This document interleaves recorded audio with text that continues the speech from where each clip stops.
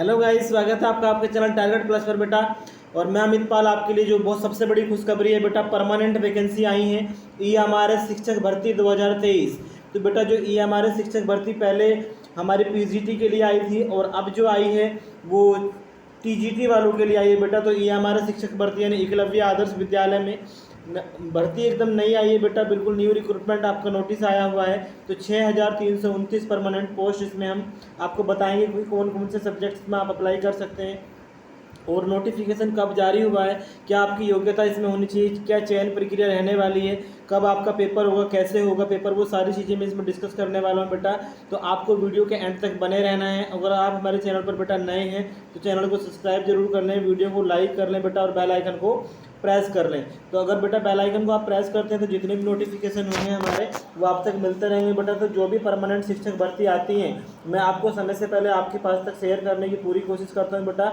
और हमारा target plus जो है बेटा वो उसका एम है कि बच्चों की जो भी हमारे शिक्षक अभ्यर्थी हैं या जो आवेदन करना चाहते हैं वो कोई वंचित न रह जाए और वो सभी आवेदन करें। तो बेटा आप सीटेट की परीक्षा अगर आप तैयार कर रहे हैं तो 20 अगस्त को सीटेट का पेपर होना है, तो उसकी तैयारी आप करते रहें। मैथ की क्लासेज मैं आपको देता रहूँगा बेटा। और प्रैक्टिस सेट की शुरुआत हमारी हो रही है कल से, तो आपको कल 9 बजे प्रैक्टिस पेपर मिलेंगे बेटा। 30 प्रैक्टिस पेपर हम करने जा रहे हैं। तो आज से आज 19 जुलाई है बेटा और अगली 20 अगस्त को पेपर होना है। 30 डेज़ आपके पास हैं, तो 30 डेज़ आपके पास हैं। 30 डेज़ के अंतर्गत हमें 30 प्रैक्टिस पेपर ही करने हैं, ठीक है। हम 30 प्रैक्टिस पेपर करेंगे बेटा और उसमें जो है 1 पेपर हम हर डेली करेंगे। तो आपको हमारे साथ जुड़े रहना है और आपको जो है हमारे साथ बने रहना है। तो बच्चे शुरू करते हैं। ये हमारे शिक्षक भर्ती का क्या सिलसिला है, कैसे हमारी इसमें वैकेंसी आई हैं, कौन से पदों के लिए आई हैं, तो देखते हैं आज का नोटिफिकेशन।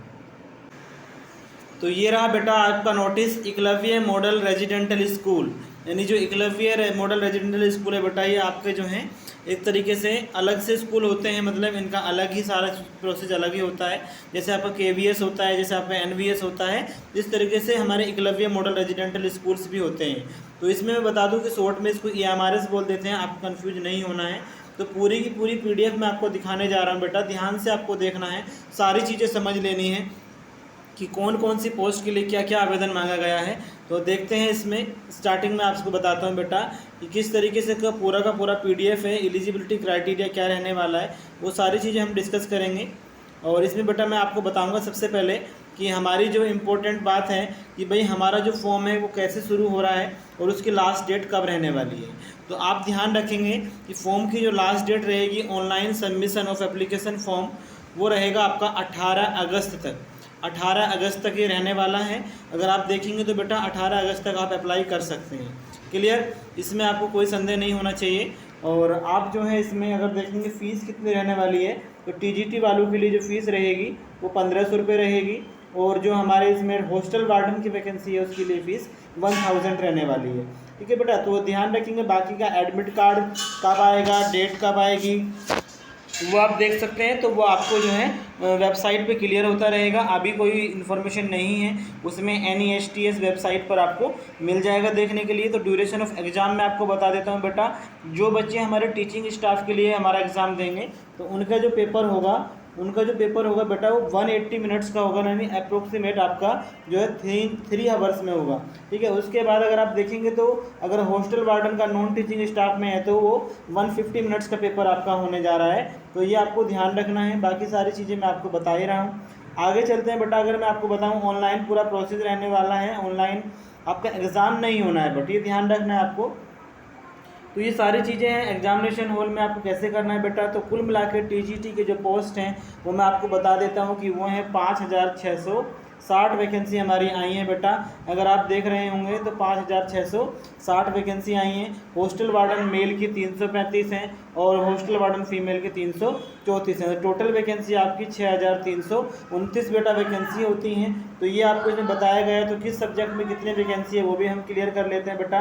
तो अगर हम देखें टीजीटी के लिए, तो टीजीटी में हिंदी अगर सब्जेक्ट की हम बात करते हैं तो हमारा 606 वैकेंसी हमारा हिंदी में है बेटा। इंग्लिश में 671 हैं, मैथ्स में 686 हैं, सोशल साइंस 670 और साइंस में आपका 678 वैकेंसी हैं। तो टोटल मिला के आपका कैटेगरी वाइज भी इसमें बताया गया है। फिर तो आप लोग देख सकते हैं सभी इसमें जितने भी बेटा बेटी इसको देख रहे हैं बेटा, वो देख सकते हैं कि आपका कैटेगरी वाइज क्या इसमें बताया गया है, कितने वैकेंसी हैं, आप उसको देख सकते हैं।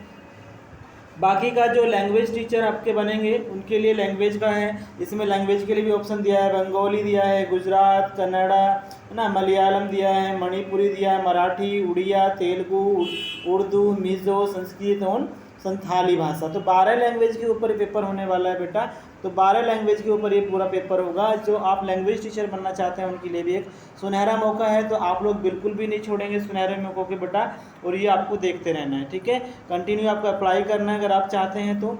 उसके बाद ये हमारा जो है म्यूज़िक टीचर के लिए भी अगर आप अप्लाई करना चाहते हैं तो म्यूज़िक टीचर में अगर आप देखेंगे तो ये इसमें आप देख सकते हैं म्यूजिक टीचर की, आर्ट की, पैट, फीमेल, मेल, ये सारी चीज़ें आपको इसमें क्लियर की जाएंगी, ठीक है। और इसमें लाइब्रेरियन के भी अगर आप देख रहे हो तो जो लाइब्रेरियन है आपका उसमें भी दिखाया गया है कि लाइब्रेरियन में 369 यानी वैकेंसी आपकी इसमें नज़र आ रही है, ठीक है। तो ये ध्यान रखेंगे बाकी के बच्चे। तो इसमें मैं आपको अब जो इम्पोर्टेंट बात बताने जा रहे हैं बेटा, हॉस्टल वार्डन की 335 है, फीमेल की 334 है, सारी चीज़ें आपको क्लियर हो गई होंगी। अब मैं आपको बता देता हूँ बेटा कि इसमें अप्लाई कौन करेगा। तो सभी स्टेट्स के कैंडिडेट, ऑल स्टेट्स जो है इसमें एप्लीकेबल होंगे। अगर आप देखेंगे तो ऑल स्टेट्स के कैंडिडेट जो है इसमें वो अप्लाई कर सकते हैं, ठीक है। ऑल स्टेट्स के कैंडिडेट इसमें अप्लाई कर सकते हैं। तो आप ये आपके लिए इम्पोर्टेंट बात हो सकती है। बाकी का इसमें आपको जो है पदों की संख्या घट बढ़ सकती है, वो तो ये लिखते ही हैं अपने लिए, उसमें कोई दिक्कत नहीं है। और जो डॉक्यूमेंट्स वेरिफिकेशन होगा बच्चे, जो डॉक्यूमेंट वेरिफिकेशन होगा आपका वो केवल और केवल जब होगा जब आपका ज्वाइनिंग होगा, मतलब उससे पहले आपका चेक कर लिया जाएगा, अदरवाइज वो उससे पहले नहीं देखने वाले, ठीक है। तो ये आपको ध्यान रखना है। अब हम देखते हैं इसमें कि आगे क्या प्रोसेस रहने वाला है टीजीटी के लिए। तो ये यहाँ पर क्लियर है कि किस तरीके से क्या पेमेंट मिलेगी आपको, सैलरी क्या रहने वाली है बेटा। तो सैलरी का जो है, जो टीजीटी वाले हमारे टीचर्स हैं, अगर उनका देखें हम टीजीटी वाले टीचर्स का अगर देखते हैं तो उनके लिए बेटा ये बताया गया है कि ट्रेंड ग्रेजुएट टीचर टीजीटी में English, Hindi, mathematics, social science, तो उनका सैलरी रहने वाला है आपका 44,900 से 1,42,400, यानी काफ़ी अच्छी सैलरी आपको मिलने वाली है। अगर इसका TAD सब ऐड करेंगे तो अप्रोक्स 60,000 के आसपास आपकी सैलरी इसमें बनने जा रही है। तो अगर हम बात करेंगे अदर टीजीटी मिसलेनियस की, तो उसमें म्यूजिक, आर्ट, पैट, फीमेल वगैरह हैं, तो उनकी सैलरी रहेगी हमारी 35,400 से 1,12,400, यानी अप्रोक्सीमेट TAD को अगर ऐड करेंगे सबका HRA वगैरह लगा के तो आपका इसमें सैलरी 45 प्लस के अप्रोक्स बनने जा रही है। हॉस्टल वार्डन की अगर हम बात करते हैं तो उसमें आपका जो है सैलरी रहने वाली है 29,200 टू 92,300, यानी अप्रोक्स 35 के सारे HRA वगैरह लगा करके आपका ये बनने जा रहा है, ठीक है। तो इसमें आपका रहेगा ये चीज़। बाकी अब बात आती है कि भाई आपको जो है किस तरीके से क्या पैटर्न रहने वाला है। तो आपका जो पेपर होगा बेटा वो 150 मार्क्स का होगा, यानी जो पेपर होगा आपका वो 150 मार्क्स का होगा। लेकिन आपको एक चीज़ और ध्यान रखनी है, मेरिट जो बनेगी वो 120 पर बनेगी, मेरिट जो बनेगी वो 120 पर बनेगी। और जो ये आपका 30 नंबर है, जो आपका ये 30 नंबर है, ये केवल क्वालिफाइंग होगा, क्योंकि ये लैंग्वेज पेपर होगा। जो आपका ये 30 मार्क्स होंगे ये केवल क्वालिफाइंग, केवल और केवल क्या है, क्वालिफाइड आपको करना पड़ेगा, बाकी और कुछ नहीं इसमें करना, केवल और केवल क्वालिफाइड करना है, ठीक है। तो ये आपको ध्यान रखना होगा इस चीज़ को, ये आपको केवल क्वालिफाई करना है, ठीक है, ये आप ध्यान रखेंगे। तो 120 में से आपका मेरिट बनने जा रहा है, 120 के लिए आपको तैयारी करनी है। बाकी 30 में से आपको 40%, यानी 30 में से आपको 40% लाने हैं। अगर आपका 40% आप क्लियर करते हैं तो ही बेटा आपका ये 120 वाला पेपर चेक होगा, अदरवाइज आपका ये पेपर भी चेक नहीं होगा। ये क्लियर सब लिखा हुआ है बेटा। तो पेपर में क्या आने वाला है, किस तरीके से क्या होने वाला है, सभी देख लेंगे बेटा। तो इसमें अगर मैं आपको बताऊँ तो ये जो रहेगा इसमें आपका अगर देखेंगे हम तो जर्नल अवेयरनेस पार्ट 1 में रहने वाला है। पार्ट 1 में जर्नल अवेयरनेस रहेगा, इसमें बेटा नंबर ऑफ क्वेश्चन 10 रहेंगे और टोटल मार्क्स भी आपके 10 रहने वाले हैं। उसके बाद रीजनिंग एबिलिटी है, उसके बाद रीजनिंग एबिलिटी आपकी है, उसमें भी आपके 10 क्वेश्चन आएंगे, 10 मार्क्स के रहेंगे। उसके बाद नॉलेज ऑफ ICT है, 10 क्वेश्चन रहेंगे, 10 मार्क्स के रहेंगे। टीचिंग एप्टीट्यूड में आपके 10 क्वेश्चन रहेंगे, 10 मार्क्स के रहेंगे। उसके बाद जो आपका सबसे डोमेन सब्जेक्ट यानी अगर आप देख रहे हो डोमेन सब्जेक्ट में, तो इसमें क्या हुआ, इसमें अगर आप देखेंगे बच्चे तो डोमेन सब्जेक्ट में आपका जो स्पेसिफिक सब्जेक्ट है उसको माना जाएगा, यानी जो आपका स्पेसिफिक सब्जेक्ट है उसको माना जाएगा केवल और केवल। अगर आप देख रहे होंगे तो ये आपका रहेगा एक तरीके से यहाँ तक का NEP sorry study based question था। तो इसमें जो है C और D के अलग क्वेश्चन रहेंगे। टोटल 80 क्वेश्चन में से बेटा 65 क्वेश्चन तो आपके A और B में से रहने वाले हैं, और बाकी C और D का अलग वेटेज है। यानी C जो रहेगा आपका, अगर देख रहे होंगे आप, तो C वाला जो है वो आपका ये रहेगा NEP 2020, और D वाला रहेगा खेलो इंडिया। तो खेलो इंडिया में जो है आपका TGT वालों के लिए खेलो इंडिया नहीं होगा, ये ध्यान रखेंगे इसमें। तो मैं आपको बता दिया। और जो पार्ट 4 होगा बेटा, इसमें लैंग्वेज आएंगी आपकी, यानी हिंदी और इंग्लिश तो कंपलसरी रहने ही रहनी है, प्लस एक लैंग्वेज आपकी रीजनल लैंग्वेज रहेगी जो आप सेलेक्ट करेंगे। ठीक है, रीजनल लैंग्वेज में कौन कौन सी लैंग्वेज हैं वो भी मैं आपको दिखा दूंगा। रीजनल लैंग्वेज में आपका बंगाली, अगर आप देखेंगे तो रीजनल लैंग्वेज में आपका ये सारी की सारी रीजनल लैंग्वेज हैं। अगर आप देख रहे हो तो बंगाली, डोगरी, इंग्लिश, गारो, गुजराती, हिंदी, कन्नड़ा, कश्मीरी, है ना, मलयालम, मणिपुरी, मराठी, मिजो, नेपाली, उड़िया, संथाली, तेलुगु, उर्दू। तो ये आप एक सेलेक्ट करना, 2 लैंग्वेज ऑलरेडी आपकी आएंगी 10-10 मार्क्स में, हिंदी इंग्लिश।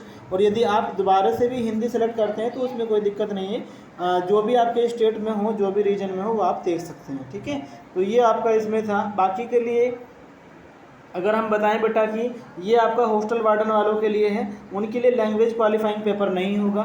ये इसमें जो है आपका स्पेसिफिक सब्जेक्ट नहीं होगा, स्पेसिफिक सब्जेक्ट नहीं होगा। जो हॉस्टल वार्डन वाले हैं उनके लिए जो है अलग से इसमें बनाया गया है सारा का सारा प्रोसेस। इसमें उनका जनरल अवेयरनेस रहेगा, रीजनिंग एबिलिटी रहेगी, नॉलेज ऑफ ICT रहेगा, है ना, और जो है चिल्ड्रन सेफ्टी रहेगा, एडमिनिस्ट्रेटिव एप्टीट्यूड रहेगा, और लैंग्वेज रहेगा। यानी इसमें जो है केवल स्पेसिफिक सब्जेक्ट को हटा दिया गया है। तो ये था पूरा का पूरा प्रोसेस। इसमें मार्किंग स्कीम क्या रहेगी वो भी मैं बता दूं बेटा। तो इसमें आपका जो है मार्किंग स्कीम 1/4 की रहने वाली है, 1/4 की रहेगी, और नेगेटिव मार्किंग रहेगी।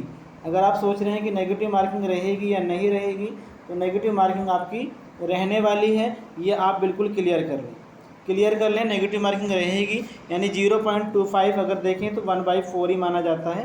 ठीक है, आप ध्यान रखेंगे इस चीज़ को। 0.25 की जो मार्किंग इसमें लिखी हुई है वो इक्वल 1/4 ही माना जाएगा आपका।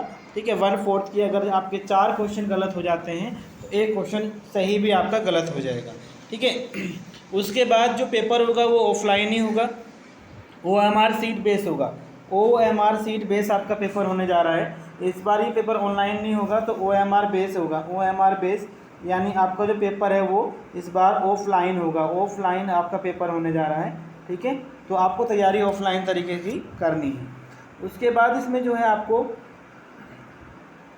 सिलेबस जो है आप वेबसाइट पर जाकर देख सकते हैं। ये आपका पूरा सिलेबस बताएगा कि आपका जो है कि किस तरीके से आपका ये वेबसाइट में आप अगर इसे लॉगिन करते हैं तो आपको सिलेबस मिल जाएगा, एग्जामिनेशन क्या रहने वाला है। इम्पोर्टेंट बात ये थी आपकी। उसके बाद आपका जनरल इंस्ट्रक्शन है, उससे आपको कोई लेना देना है नहीं।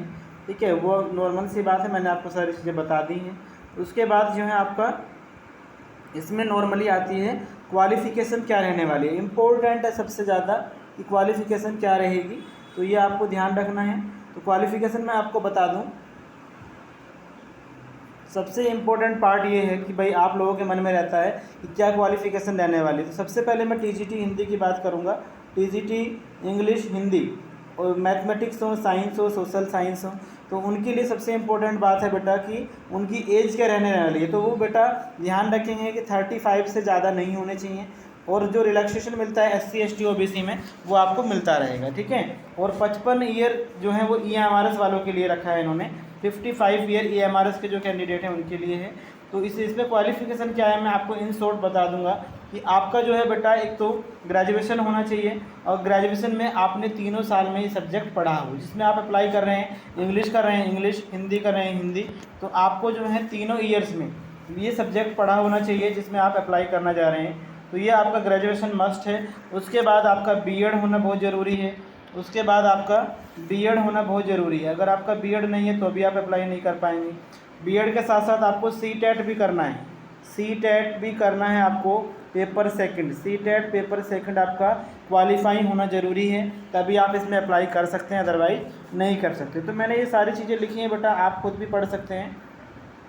बाकी टीजीटी साइंस के लिए आपने जो है कम से कम जियोलॉजी या बॉटनी और केमिस्ट्री में से कोई से सब्जेक्ट पढ़ा हो तीनों साल में, तो ये आपके लिए इम्पोर्टेंट है। मैथ्स वाले बच्चे सुन लें कि मैथ्स आपने तीनों साल पढ़ा हो, चाहे वो आप ऑनर्स में हो, चाहे वो आपका प्रोग्राम हो, इसमें आपने फिजिक्स और केमिस्ट्री अगर पढ़ा है मैथ के साथ साथ तो भी आपका चलेगा।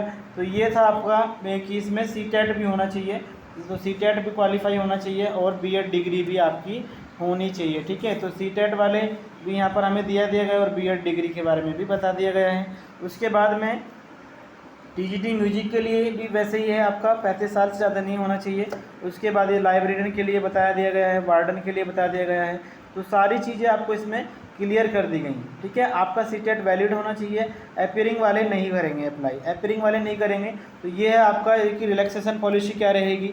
तो रिलैक्सेशन पॉलिसी में अगर आप देखेंगे तो जो आपके हमारे शेड्यूल कास्ट यानी SC ST हैं उनको 5 ईयर का मिलने वाला है, और जो हमारे OBC वाले बच्चे हैं उनको 3 ईयर का मिलेगा।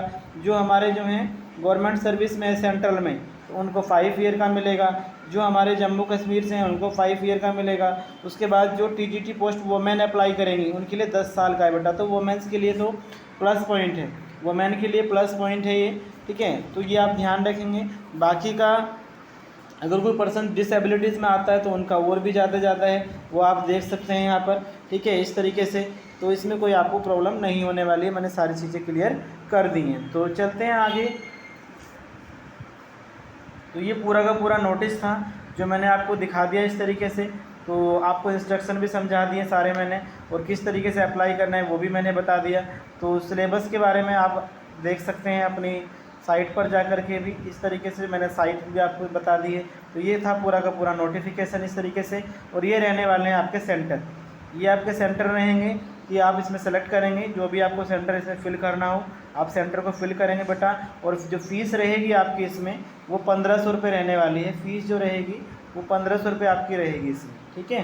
तो ये पूरा का पूरा प्रोसेस था हमारा, इसमें हमने आपको सारा का सारा क्लियर कर दिया है।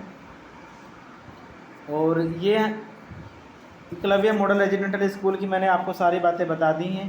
फ़ीस जो रहेगी आपकी इसमें वो 1500 रुपये है।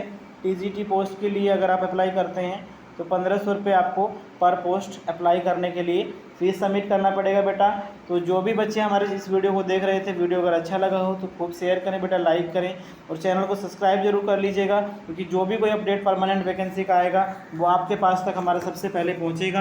तो तब तक के लिए आप खुश रहिए, मुस्कुराते रहिए और अच्छे से पढ़ते रहिए। तब तक के लिए टेक केयर।